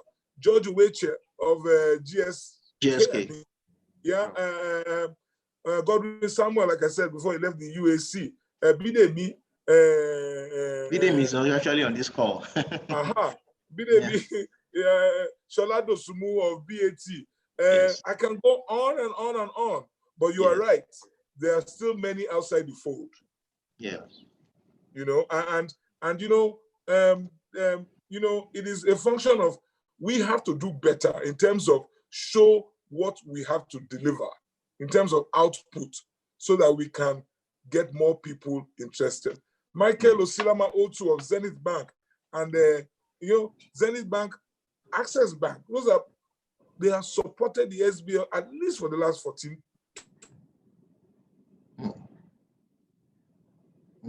years. You know, so I'm counsel, in-house counsel, and but we can and we will do better. I'm confident the current SAN has kept it going. You know, the SBL is organizing, I think, what will be the first virtual conference of the NBA. Yes. Next week. You know, and so I continue to be extremely proud of this section. You know, I continue to be extremely proud, and I know that corporate counsel continue to support the section. But I take the hint. I would definitely be relaying the feedback that the harvest is many, or the harvest is plenty. Yes. So we should go out and do more. Okay. All right. Beautiful. Thank you so much for that. So my next question is from Nonso Azi, who is the head of legal for AMPMT Apapa Limited. He said there is this wholesome presumption that in-house lawyers are not practicing lawyers. So he's asking what can be done to change this negativist connotation, given that law practice goes beyond law firm activities. He feels that a lot of corporate counsel have had extensive law firm practice and continue to add positively to building the jurisprudence of law in line with international standards. So he's asking what can be done to correct this notion. Well, it's a reorientation, as we have said. We've mentioned this in the course of this conversation, making sure that there are voices out there speaking up for in-house counsel, that they are not only are they voices, that we give them the megaphone. As MBA, we give them the megaphone, and with the volume raised to appropriate decibels, so that everybody can know loud and clear, or hear loud and clear, that being in-house counsel does not make you any less a lawyer. And that has to be the tone from the top of our association. Yeah. You know, that is how people can, so you don't want people, if the leaders of the association are selling that narrative or sending out that narrative, of course, that's where the challenge comes from. But where there is a change in narrative and people begin to recognize that corporate counsel are lawyers, properly so-called, over time, that narrative will change, you know, or not only, sorry, over time, it will become accepted by a larger society, you know, and so it's a mindset thing. And I'm committed to changing that, because like I said, I've suffered from that kind of prejudice and stereotyping in the past. Yeah. So I definitely would not like anybody else to go through that. Oh, beautiful, sir. Beautiful, sir. So I have a comment and a question together at the same time from Mrs. Bidemi Ademola, General Counsel for Nigeria and West Africa for Unilever PLC. She has confirmed what you have just said. She said the section of business law has continued to reach out to corporate counsel through the Corporate Counsel Committee, and she's encouraging other general counsel to join in. And I believe as I read this, other general counsel can read that and also to take the advice. So she's now asking that, what are you going to do about harmonizing the green and pink NBA stamps? And why is there what is the reason for the difference in the stamps? Okay, that thank you, Bidemi. You know, that question, you know, that one is the banana peel question. Be very careful. But you know, let's cut to the chase. I will not try and butter it. Now, I worked closely with the administration that introduced this, or well, not introduced, reintroduced the stamp and seal, because they've always existed in our rules. Now, the rationale for making that differentiation was because of the fact that, to the best of my understanding, was that those who are in private legal practice are the ones who can actually, who are actually practicing. So their own stamp is the stamp of the practitioner who will practice, and for affixing that stamp will earn an income. You're in the court of, so, for those who are in-house, their stamp is not for the purposes of earning an income, if you know what I mean. Yes. So let me go back to the rationale being that, and this is an ongoing argument, is a very touchy subject. The lawyers who are in-house, not just in private sector, but even those in government, right, always say that they should be given the same color, the same seal, so that they have the ability to earn an income outside what they earn in their places of employment. It would appear that the rest of the association don't quite agree with that position.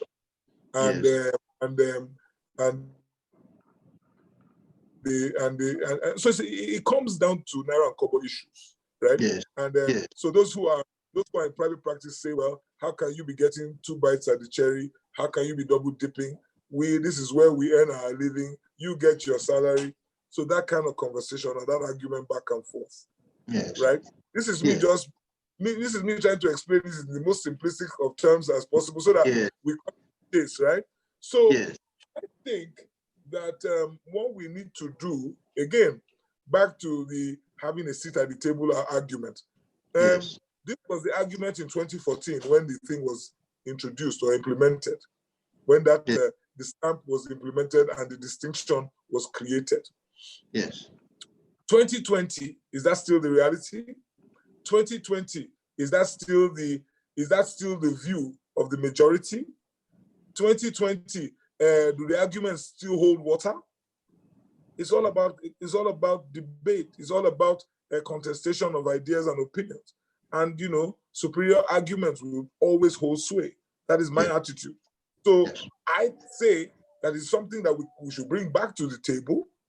If it is such a big deal or big issue for the in-house counsel or lawyers in government, bring it back to the table. Let's reopen the conversation and say, first and foremost, thank goodness, those who implemented this policy, they are still alive. Yes. Okay, ladies and gentlemen, why this distinction? Can you reestablish or just reestablish for us the rationale? And then we can now say, okay, let's talk about it. And if it is clear that there are gaps or the policy is not making sense any longer, get the association, you set up a committee, let everybody, let the committee decide and make recommendations. All I can say is that I will always be fair, right? I will firstly provide the opportunity for the conversation to be had.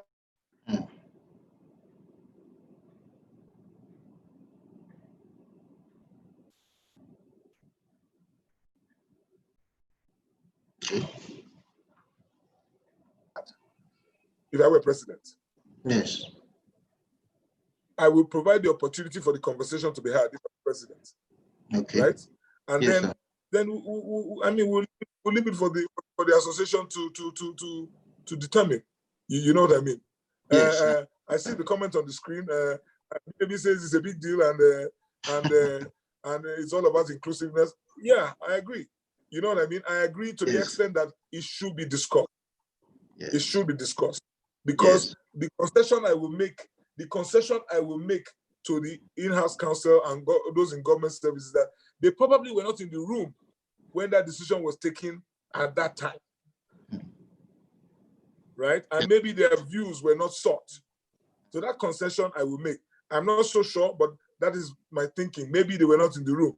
Maybe they would have had the opportunity to put forth their own arguments to the contrary. So definitely we should have, we should reopen that conversation because I've heard it mentioned many times. It's obviously a sore point for some, So Bidemi has just said that they were not in the room when that was not at all. Yeah, I agree. So Bidemi, point taken, and you have my, I mean, you know where to find me. You have my assurance that definitely that conversation will be reopened, and we will, as a body, we will discuss it, and I'm not going to, by fiat, simply say, oh no, give everybody pink or give everybody green. No, it doesn't lie. I don't have that kind of power. Now I don't have it. Even if I become president, I still won't have it. But I am sympathetic enough, or no, sorry, not empathetic enough to understand that it is something that we should be discussing. Beautiful, sir. Beautiful. We're running out of time, so I still have a few questions here, which I'll just quickly run through. So there's a question here that there's been a gradual erosion of the rule of law in our polity, and this is of great concern. So the question is, what would you do as president if elected in strengthening the rule of law, the independence of the judiciary, and the consistent overreach of the executive powers by the MDAs and organs of government? Well, I think the starting point will be, firstly, like I said, we will firstly, as MBA, fix our own issues so that we have capacity to intervene in these areas and deal with these issues. Because, like I said, with all of our best intentions, if we are not equipped or resourced to intervene in these areas, we will just be flailing in the wind. Our hands will be flailing our hands in the wind, and we will not be effective or effectual. Yes. Right? So, but then, rule of law or respect for rule of law, I think the first thing I will focus on is the system of administration of justice. Okay. Right? And the Yes. role that it can do, because you find out that where the judiciary is functioning suboptimally, then from the get-go, rule of law issues are taking a backseat, because the judiciary will need to function optimally so that rule of law, because essentially it is at the level of the judiciary that will determine whether or not rule of law is flourishing in this jurisdiction or not. But if the judiciary is not functioning properly, that's a problem. Then, with regard to the attitude of the executive, again, to be a function of the MBA, having the courage of conviction, is leadership, being able to speak truth to power, and insisting, because, that's the rule of law, or upholding the rule of law, goes to the heart of who we are, what we are as an association. So for me, it is almost a divine mandate to uphold or to defend the rule of law. So for me, it will now be a function of who that leader is. How is that leader able to galvanize the association? With laser focus, we can say, hey, we will not allow for any erosion of the rule of law while this association is still standing. Yes. And then we will, as watchdogs of society, we will hold the feet of our leaders to the fire to ensure that they do what they ought to do. And then, of course, the next question is, if they don't, what will you now do? If they don't, we will now take action as a pressure group. Firstly, it's important, that it must be clear to everybody where we stand. So the first thing we need to do is to stand in opposition to any such action and clearly articulate our position. That by itself is an elixir. That by itself will boost the populace and the society. They will firstly know that, yes, the lawyers have spoken. So there cannot be ambivalence or equivocation, firstly, in condemning, in excoriating any of those people, of those in government who do things that are contrary to what the rule of law stands for, right? Then, to the extent that we are able to, we will now take civil action as a body and apply as much force as we can muster. I keep on saying about the removal of Justice Onogan. Yes. My Lord, the Chief Justice of Nigeria. Yes. I say that my own quarrel is not so much that we were not able to reinstate him, because I probably, you and I will probably agree that we lack the power to reinstate him. Yes. But my quarrel is that I don't think we were forceful enough. I don't think we were, convincing enough in our condemnation. Yes. And in our opposition to that, the egregious conduct of government in that regard. That's unacceptable crossing of lines. Yes. That's unacceptable negation of the principle of separation of powers. I don't think an association, it's what was it, 1 year after the fact? If you do a post-mortem, if you go around and ask the people, the reasonable man's test, just go and ask, how did you see the role of the MBA in the Onogan removal? I think what the feedback would be. Yes, the feedback wasn't good. And we actually even had some lawyers also supporting the other, the lawlessness at the time. No, that would always happen. You know what I mean? Because of diversity of opinion. There are those who lent their names what I call that perfidy. And I kept on telling them, some of them senior advocates, I kept on telling them, listen, I know you are a good guy. I know you mean well, but what you have done is that you have lent your name to this what is anathema. And at the end of the day, others who may not have agreed with the action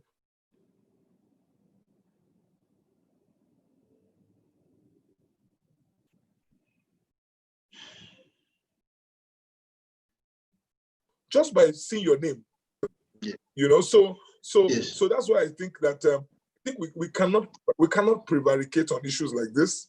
We will have to have the ability to galvanize because we will always have differing opinions.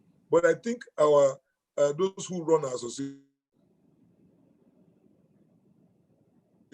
must find a way to certain issues that we cannot subject to or cannot look at through narrow prisms.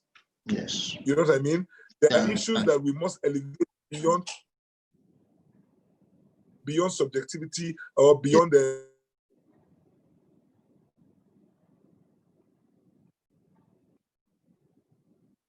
Agreed. primordial considerations. Yeah, the independence of the judiciary, it's non-negotiable. Whether you are Hausa, whether you are Yoruba, you are Igbo, whether you are Christian or you are Muslim, you know, whether the president is your friend or you are his lawyer. Yes. You know, the removal of the Chief Justice of Nigeria or the independence of the judiciary is non-negotiable. What government did in removing Onogen, that is, I mean, we will never live down that day as a legal profession or as a country. I don't think it will continue to haunt us. You know, it was that precedent that was established. You know, it's going to be it's going to be something we'll continue to rule. Yes.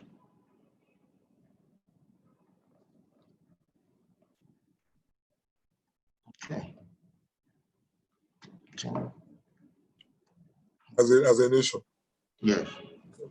Thank you. All right, sir. Okay, I hope you heard.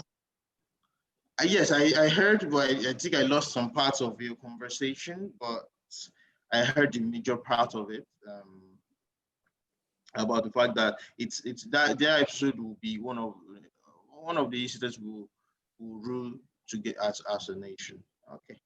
So I have a question from an anonymous, somebody that is not anonymous but chooses to be anonymous.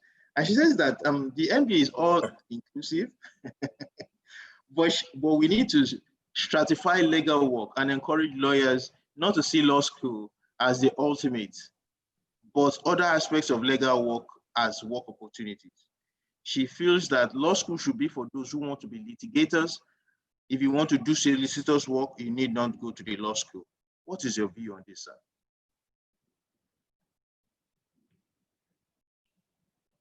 I don't know if you're able to get that. I don't know if you're able to. She feels that law school need not. Yes, so she feels that law school should be for litigators, for people who intend to do litigation, but that if you want to practice solicitor's work, law school should not be made compulsory. What are your views on this, sir? Well, that's some. I like to think of myself as a disruptor. So it is something, it's an idea I'm willing to, it's an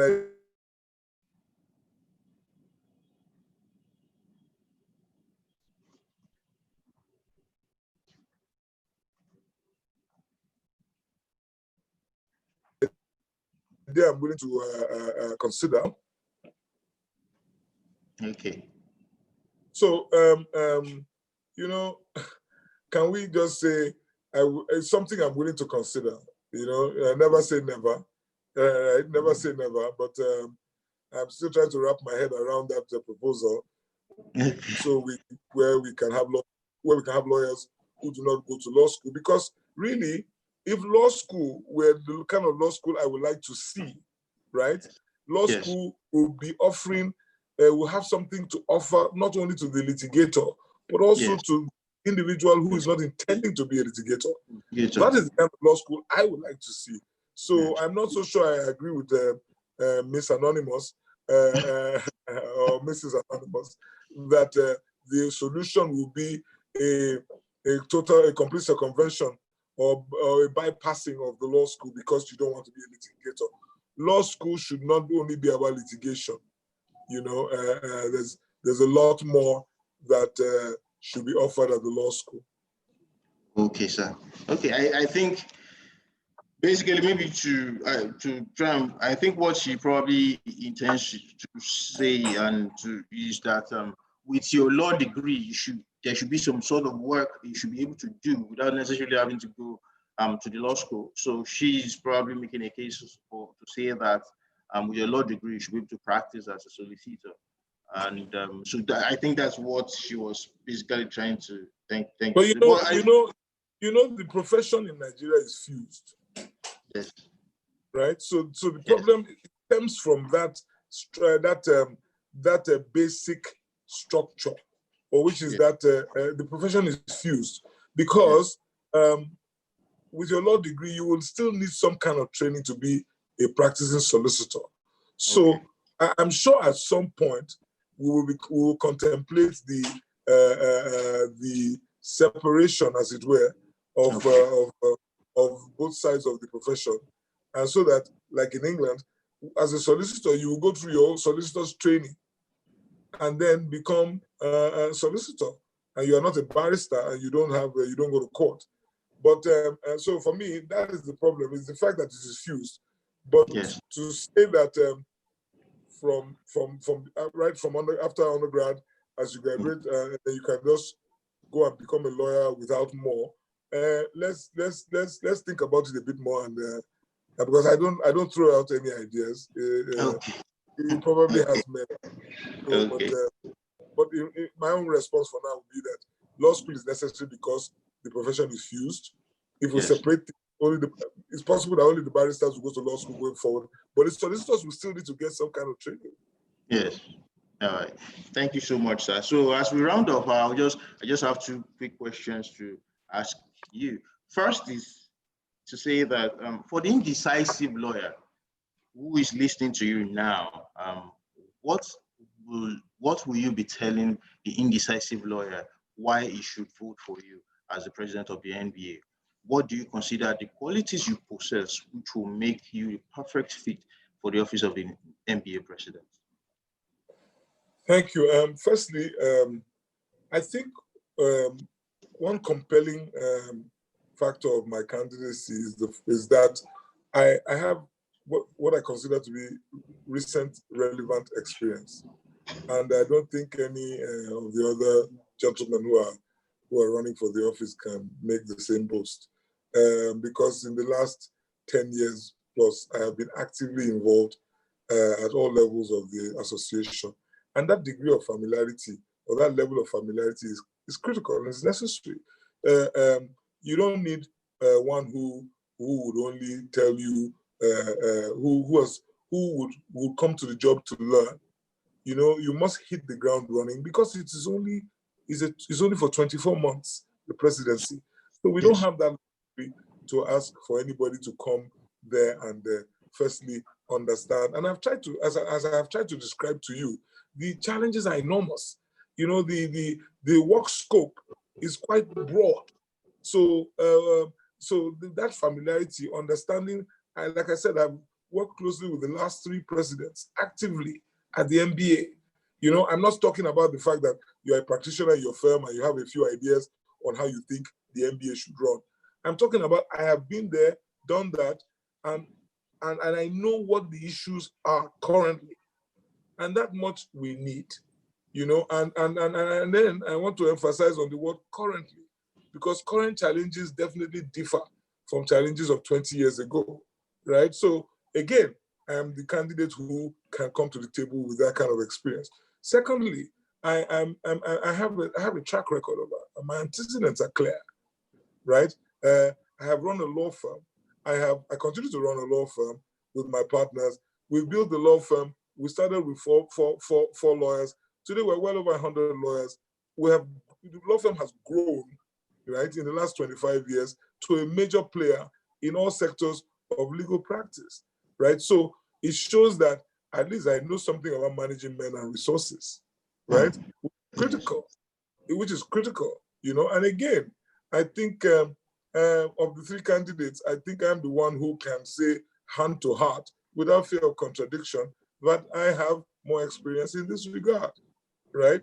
So thirdly, I come to this race with passion, which is a personal attribute, and which I am sure even from our conversation today you have detected, right? Yes. So Yes. I come to the race with passion, and I am an individual. I like to improve any space I occupy.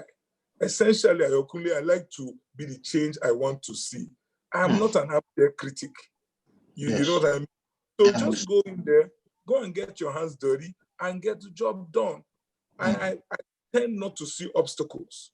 I don't really know impossible, you know, and I've done it even at the association.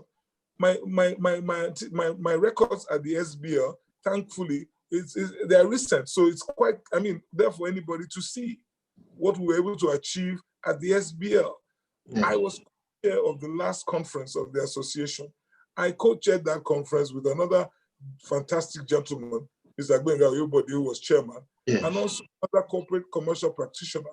And we told ourselves from day one, not only will this conference be successful in terms of content, it will be successful commercially. And we returned almost 200 million naira to the association in profit, right?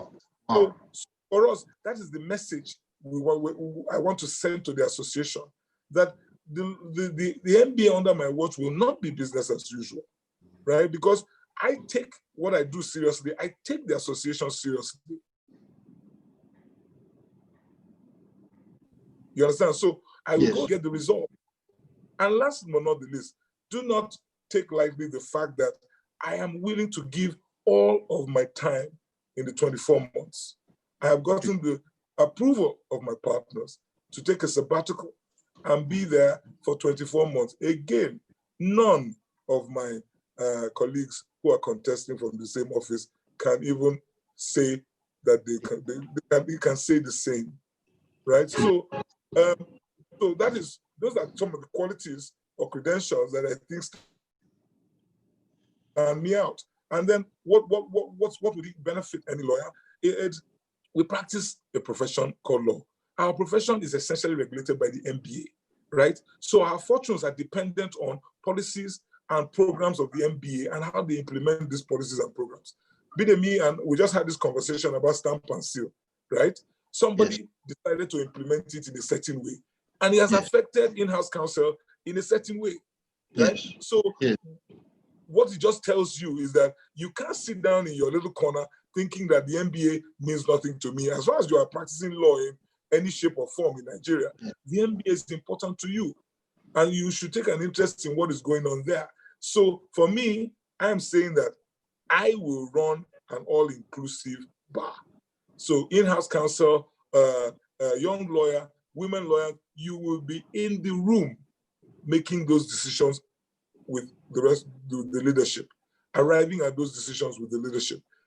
That, I think, stands me apart, because I said this and I continue to say it. I'm consistent in ensuring that we run an all-inclusive bar. That's what we need. And last but not least, I make the centerpiece of my message is that my focus will be on the members, right? And we will try as much as possible to continue to play the role that society expects from us or of us, but my focus will be on the members. That for me is critical, and I say it, and I make no apologies for it.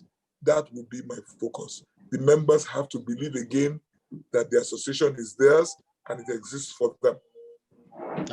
Beautiful, sir. Beautiful. I believe, I'm sure everybody that's listening to you can say they have a better understanding about your vision and your driving force in this election so far. A final question I would just like to ask, which is more on a lighter note, is we want to know what has been your experience on the electioneering so far.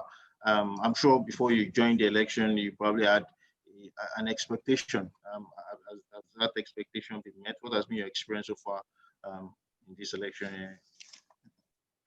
Wow, you know, I like adventure. Yes.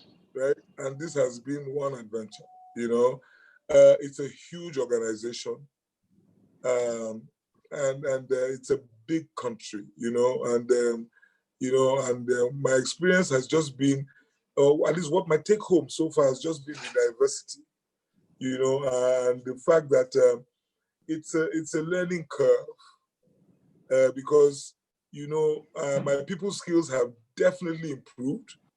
You know, and understanding and agreeing that there are many ways to skin a cat. You know, our people say, you know, there are many roads that lead to the market, right?